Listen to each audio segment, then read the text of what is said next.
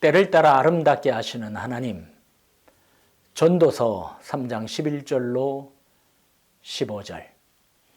하나님이 모든 것을 지으시되 때를 따라 아름답게 하시고 또 사람들에게는 영원을 사모하는 마음을 주셨느니라. 그러나 하나님이 하시는 이 일의 시종을 사람으로 측량할 수 없게 하셨도다.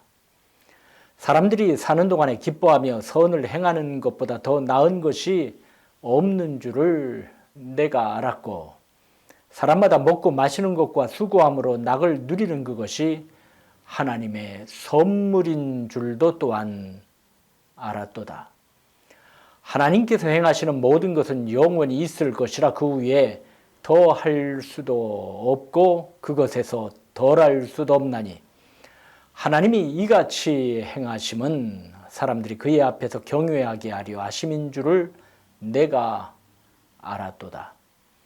이제 있는 것이 옛적에 있었고 장래에 있을 것도 옛적에 있었나니 하나님은 이미 지난 것을 다시 찾으시느니라. 아멘. 전도서는 하늘 아래 모든 일에는 정한 때가 있고 시기가 있다고 했습니다. 날 때와 죽을 때, 심을 때와 거둘 때, 죽일 때와 치료할 때, 헐 때와 세울 때, 울 때와 웃을 때, 찾을 때와 잃을 때, 사랑할 때와 미워할 때 등 말입니다. 우리 인생은 순간순간 고비고비 그리고 기간에 많은 것을 체험하며 사는 것입니다. 어렸을 때 청소년기, 장년, 노년, 건강하고 활기찰 때 몸은 낡아졌지만은 영적으로 충만할 때, 모든 것이 잘 될 때, 길이 막힐 때, 사람들에게 칭송을 받을 때 혹은 비난을 받을 때 등이 그렇지요. 이러한 것들이 모여 우리의 일생이 엮어지는 것입니다. 이제까지 겪어온 때가 마음에 들었는지 묻고 싶군요. 그렇지만은 않을 것입니다. 어느 한 부분은 뽑아 버렸으면 하는 때가 있지요. 지울 수만 있다면 지우개로 조금도 흔적 없이 지워버렸으면 하는 기간도 있습니다. 한편으로는 어느 부분이나 순간은 계속 이어졌으면 하는 시기도 있지요. 동력자들이요. 성경은 이 모든 때는 하나님께서 우리에게 주신 것임을 말씀하고 있습니다. 전도서 7장 13, 14절을 현대어 성경으로 봉독하겠어요. 그러나 결국은 모든 일이 하나님에게 달려 있다는 것을 잊지 말아라. 하나님이 굽혀 놓으신 것을 누가 능히 곧게 펼 수 있겠는가? 성공할 때는 언제나 즐거워하여라. 역경이 올 때는 그 또한 하나님께서 주신다는 사실을 깨달아라. 이 세상에 확실한 것은 어디에도 없다는 것을 모든 사람이 깨닫도록 하신 분이 하나님이시다. 하나님께서는 행복도 주시고 고난도 주신다는 것입니다. 어떤 것이 나에게 온다 해도 나에게 필요로 하셔서 허락하시는 것임을 잊지 말고 형통한 날과 곤고한 날이 모두 복이 될 수 있도록 더욱 하나님을 의지하고 살라는 것이죠. 본문 11절의 말씀처럼 좋으신 주님께서 모든 것이 제때 알맞게 일어나도록 만드셨음을 붙잡고 때와 기한을 정하신 하나님을 앙망해야 하겠지요. 시편 105편 17절로 19절은 이와 같은 하나님의 역사를 명확히 알 수 있도록 기록하고 있는데 요셉의 일화입니다. 그가 한 사람을 앞서 보내셨으며 요셉이 종으로 팔렸도다. 그의 발은 착고를 차고 그의 몸은 쇠사슬에 매였으니 곧 여호와의 말씀이 응할 때까지라. 그의 말씀이 그를 단련하였도다 라고 하였어요. 애굽의 노예로 팔려갈 때 감옥에서 고초를 겪는 기간 물어나고 하나님의 뜻이, 기쁘신 뜻이 배어 있었죠.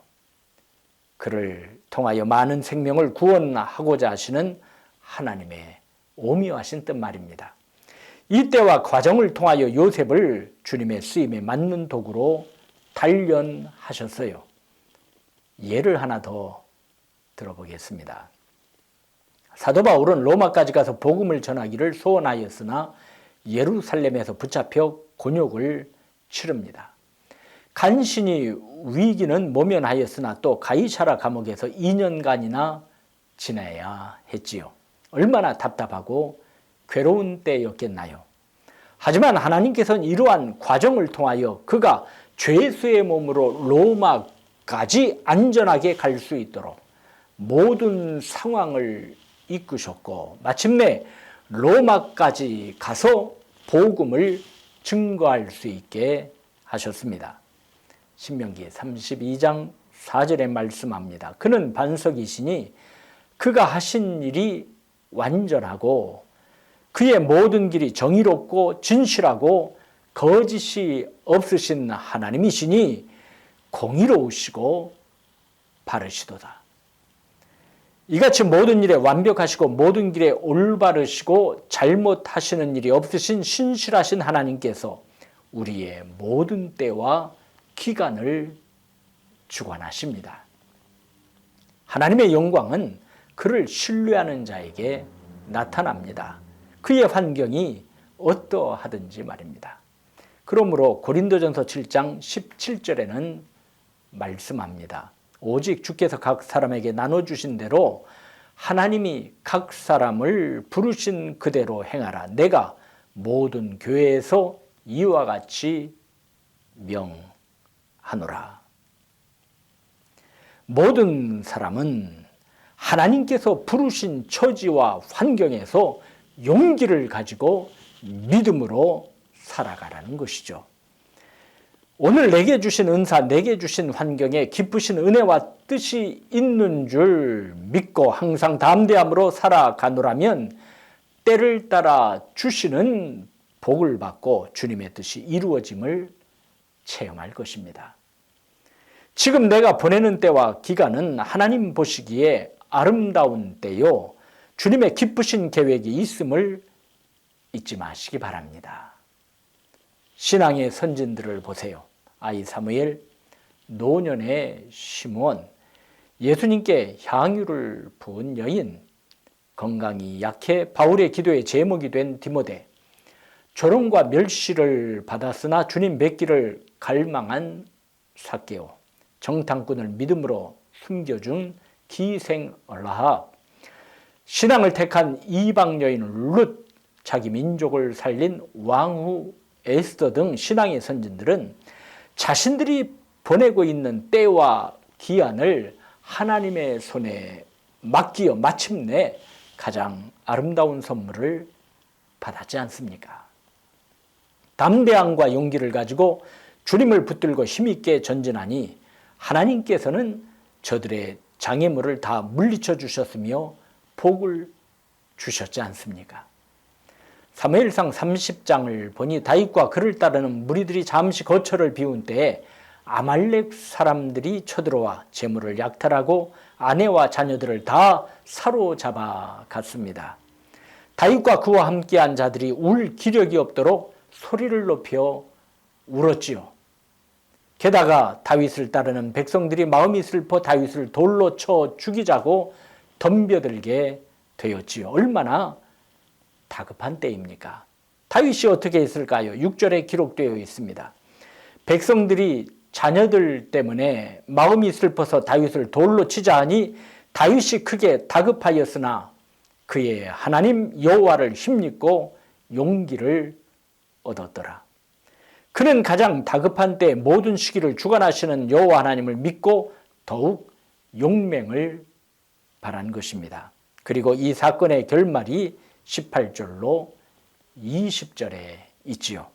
다윗이 아말렉 사람들이 빼앗아갔던 모든 것을 도로 찾고 그의 두 아내를 구원하였고 그들이 약탈하였던 것 곧 무리의 자녀들이나 빼앗겼던 것은 크고 작은 것을 막론하고 아무것도 잃은 것이 없이 모두 다윗이 도로 찾아왔고 다윗이 또 양떼와 소떼를 다 되찾았더니 무리가 그 가축들을 앞에 몰고 가며 이르되 이는 다윗의 전리품이라 하였더라. 하나님께서 복 주시지 못할 때도 없고 우리가 하나님의 선하신 손길을 체험하지 못할 기한도 없고 하나님의 능력이 임하지 못할 시기도 없습니다. 주님께서는 모든 때를 사용하셔서 영광 받으시고 저와 여러분을 크게 강하게 귀하게 만드시는 것입니다. 주님께서는 저와 여러분의 때를 조화롭게 하셔서 하나님 보시기에 좋은 삶이 되도록 하십니다. 이를 믿을진대 오늘의 주어진 여건에 감사하면서 모든 것을 기쁨으로 대하고 변함없으신 하나님을 경외하며 굳건한 믿음으로 생활할 것입니다. 믿음의 사람들은 하나님의 솜씨를 믿었습니다. 나를 지으신 하나님의 솜씨를 믿었고 내 인생을 엮으시는 하나님의 솜씨를 믿었고 영원한 하나님의 말씀 속에 계시된 하나님 나라 이루심의 솜씨를 믿었습니다. 사명의 동력자들이요 때를 따라 아름답게 하시는 여호와 하나님 안에서 언제나 복되시기를 간절히 축원드립니다.